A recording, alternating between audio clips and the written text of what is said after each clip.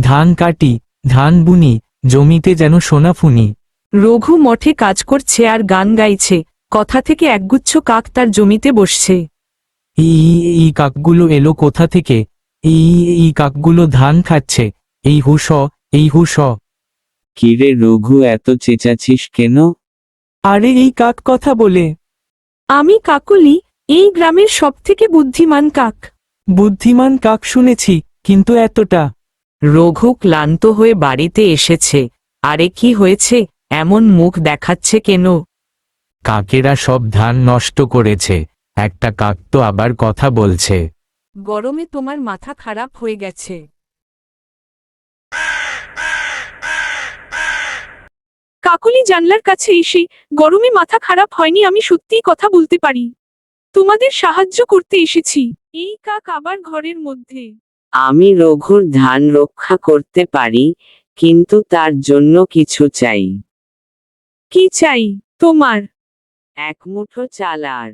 গল্প শুনতে ভালোবাসি, তাই প্রতিদিন একটি করে গল্প শোনাতে হবে। একদিন সন্ধ্যায় গ্রামের প্রধান ও রতন বসে আলোচনা করছে। শুনেছি রঘুর খেতে আর কাক আসে না। সত্যি? কারণ একটাই, কাক পাহারা দেয়। এটা মনে হয় কুসংস্কার। কাক পাহারা দেবে? ঠিক আছে, বিশ্বাস না হলে নিজের চোখে দেখে নাও। আমি গ্রামের রক্ষাকারী রক্ষা কাক। ঠিক আছে, দেখা যাবে। কাকলি গাছের ডালে বসে আছে, অন্যান্য কাকা আসে।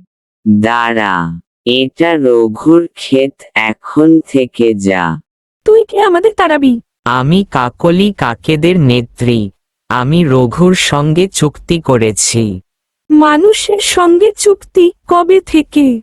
সময় বদলাচ্ছে বন্ধু, এখন আমরা স্মার্ট কাক।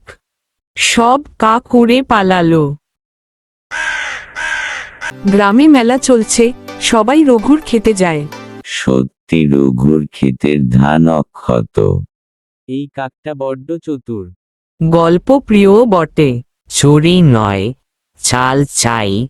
গল্প শুনে মন পাই। বুদ্ধি খাটাও ভাই, ফসল রক্ষা হবেই। জয় হোক চতুর কাকের।